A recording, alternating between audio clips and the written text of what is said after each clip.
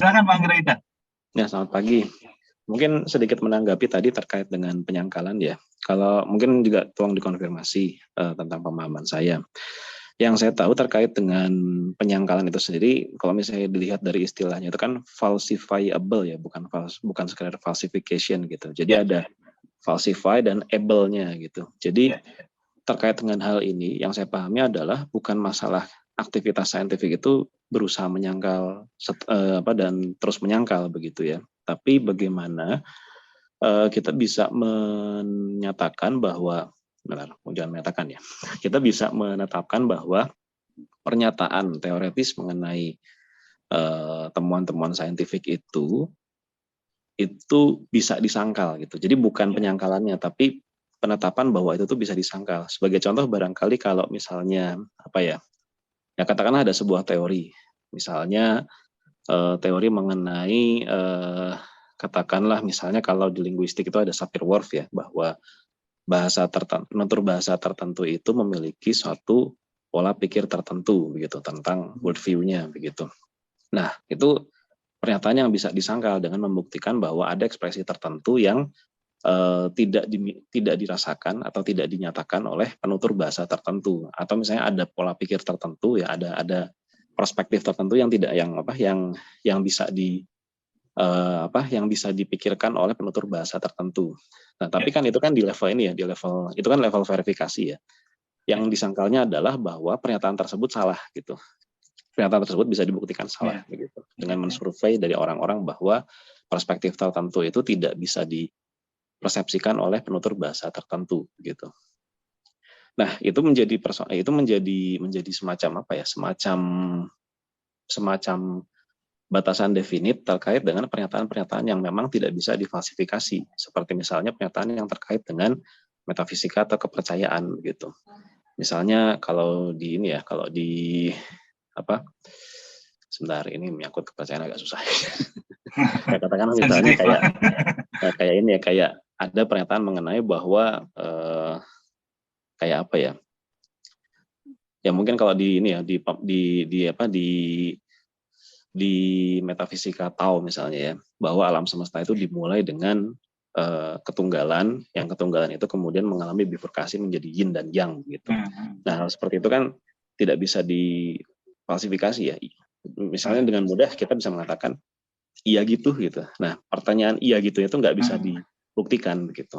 Nah, jadi yang saya tahu falsifikasi itu ya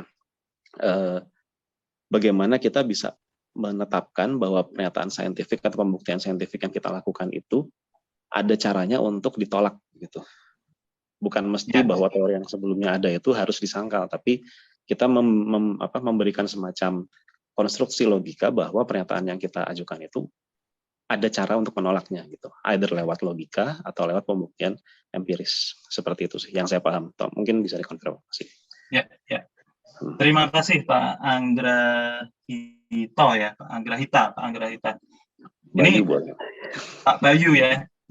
Pak Bayu. Wah, ini sebenarnya pembahasan ini itu nanti akan kita bahas di demarkasi sains dan non sains ya, Bapak Ibu ya. Jadi ini penting sekali, betul sekali ini Pak Anggrahita, Pak Bayu ya. Falsifikasi sendiri itu sebenarnya apa yang terjadi ketika pengujian ya.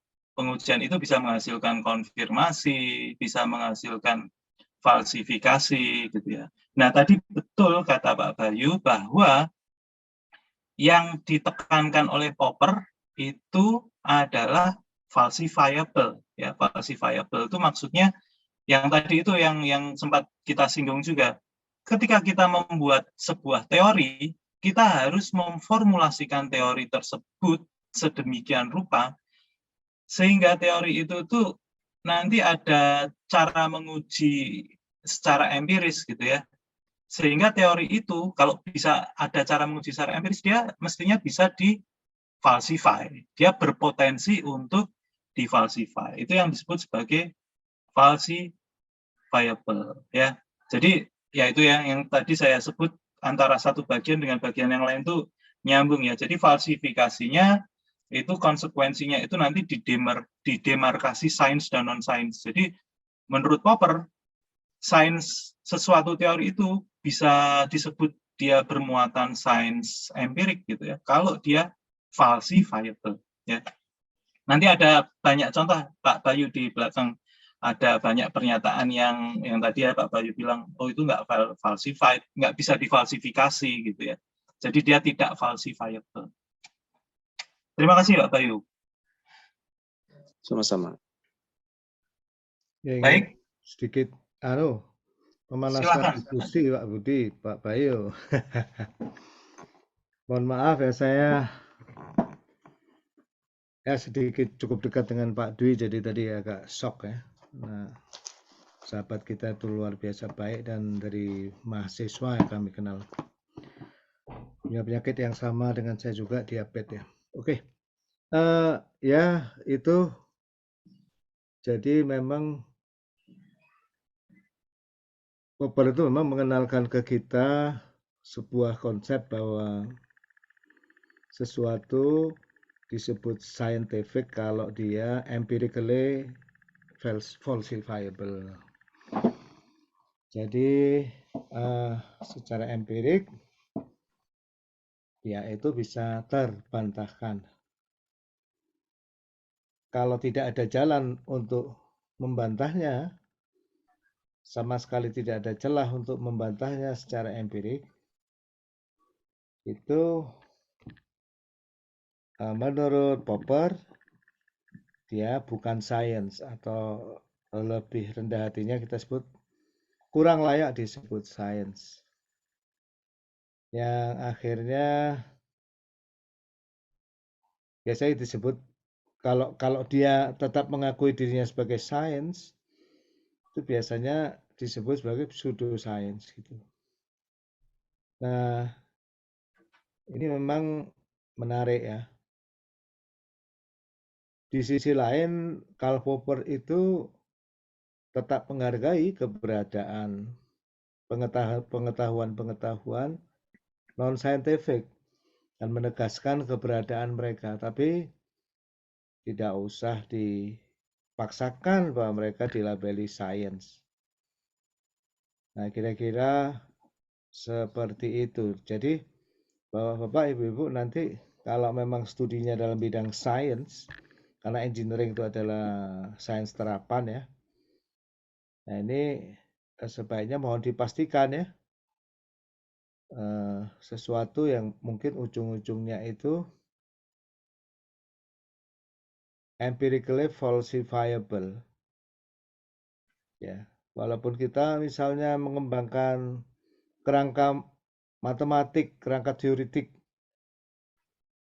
ya membuktikan, proven dan lain-lain, tapi ya karena dia bagian dari engineering, ya ujungnya harus bisa diukur, ujungnya harus bisa terbantahkan secara empirik. Nah, keindahan teori Popper itu ya kadang-kadang dia disebut juga critical rationalism ya, rasionalisme kritis, sebuah mazhab berpikir kalau mengambil istilah Pak Kukuh ya. Ini juga untuk menegaskan Popper bukan satu-satunya pandangan kebenaran tentang sains, dia punya keterbatasan juga. Keindahan mazhab berpikir Popper ini adalah menurut saya ada sebuah pandangan mendalam bahwa ketika seorang saintis itu memang menciptakan teorinya untuk secara terbuka bisa dibantah. Nah, jadi dia semakin banyak dia dicoba dibantah dan ternyata dia tak terbantahkan, maka more or less dia semakin bisa kita percaya, yang disebut corroborated itu ya, corroboration. Jadi tanpa perlu confirmation, yang mengkonfirmasi begitu, teori sains itu bisa tegak ya. dengan sebuah kekokohan yang disebut corroboration. Nah, kemudian keindahan kedua dari mazhab berpikir atau cara berpikir atau metode berpikir Karl Popper ini,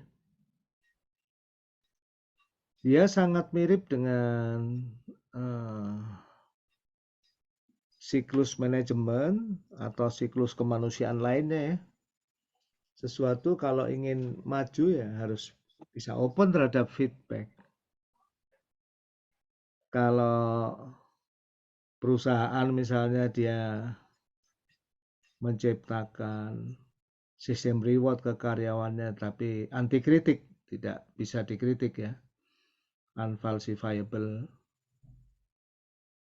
tidak bisa mengemukakan ini sebetulnya objektif key result-nya bagaimana, cara menghitung KPI bagaimana. Nah ya akibatnya ya dia nggak ada sesuatu yang memungkinkan dia itu bisa maju ya. Kalau dalam manajemen disebut plan, do, check, act. Harus ada ceknya ya, evaluasi. Dan good governance mengatakan ini harus transparan ya. Sains itu keindahannya di transparansinya. Kalau ilmu-ilmu kungfu zaman dulu itu bukunya disembunyikan dan lain-lain ya.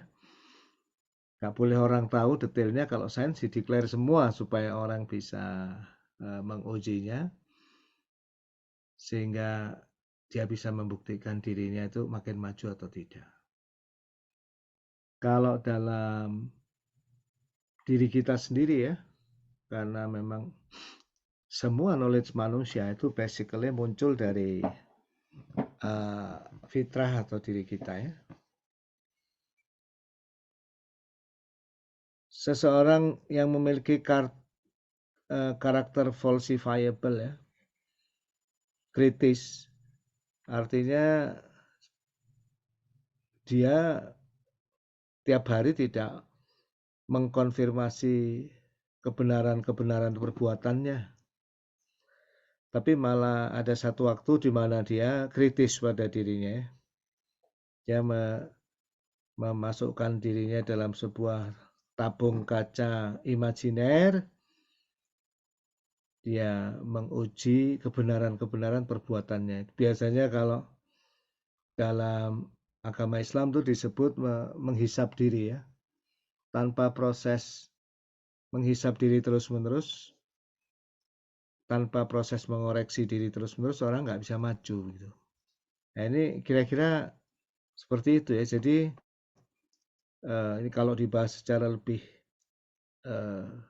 menyeluruh dari berbagai segi ya, karena memang filosofi itu adalah cabang dari ilmu-ilmu kemanusiaan. Barangkali itu sedikit untuk menghangatkan ya, untuk dilanjutkan karena 8.15 Pak Budi ya. Baik. Terima kasih. Terima kasih Pak Anggra, Pak Budi, Pak Kukuh, dan Bapak Ibu semua.